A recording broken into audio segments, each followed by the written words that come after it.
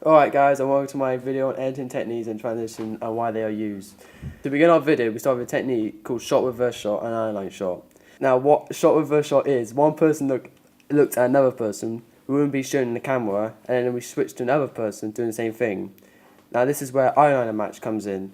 When directors use shot reverse shot, they have to keep the gaze of the character has to be on the same level with the person they are looking at, and that is what eyeliner shot is. These shots make the audience feel like they are in the location between these two characters or people, and understand the emotions coming from these two characters as it focuses on their facial expressions. Now we move on to the next technique, which the rule of editing is the 180 and 30 degree rule. What the 180 degree rule is, when the film crew is filming, they can only film in 180 degrees and can't film on the other side of the half of 360 degrees, otherwise it will confuse the audience on where the character's place and position is. The 30 degree rule is like the 180 degree rule. However, with this rule, the cameramen can only do shots in 30 degrees of the same subject. Otherwise, if they don't, then there will be jump cuts and will break the continuity of the film. Both these rules can help the continuity, the flow of the movie, so it can bring the audience into the scene whilst maintaining the pace of the film. The last technique is match on action. The clue is in the name. What match on action is, one shot cuts to another shot showing the same action that the main character was doing in the last shot. This keeps the continuity of the film to create a visual bridge which makes the audience take their attention away from the cutting away continuity problems. Now we move on to the transitions, and kicks off first it says dissolves. The reason why you would use dissolve is to speed up or slow down time, change location and show the emotional relationship between outgoing and incoming messages. This helps the editors or filmmakers to show the audience adjustment in time.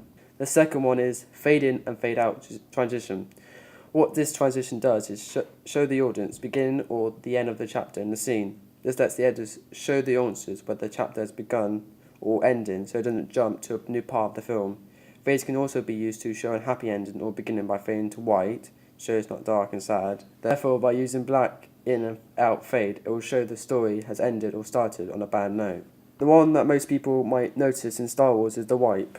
Now what the wipe does, it tells the audience when a new part of the chapter of the film or video is starting. This helps the editors to make it easier when editing, so the audience understand where a new part is beginning. It can also help when the movie has moved to a different location or a different time. Now we move on to a match cut. What this transition does is show two different shots at the same time to show a relationship between the characters or objects. This helps the editors to show the audience what is going on between the characters or objects, show connection between them. The editor can show how technology has evolved or show a connection between life and death. Now for some short terminology about classic continuity editing. Sets up various positions of the camera, takes, attempts to get a shot right, shot picked up from a section of takes, scene section of film made up of shots, sequence section of film made up of scenes, rushes, raw and edited footage. Now we move on to alternative editing. And alternative editing is different styles different to classic continuity to make the audience see a believable space in front of them.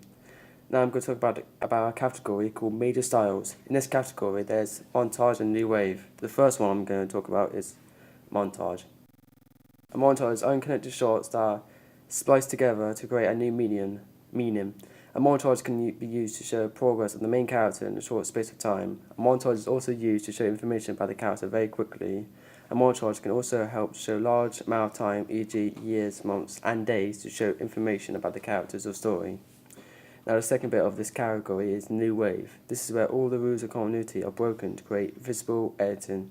This editing style was created by the French makers La Nouvelle Rule.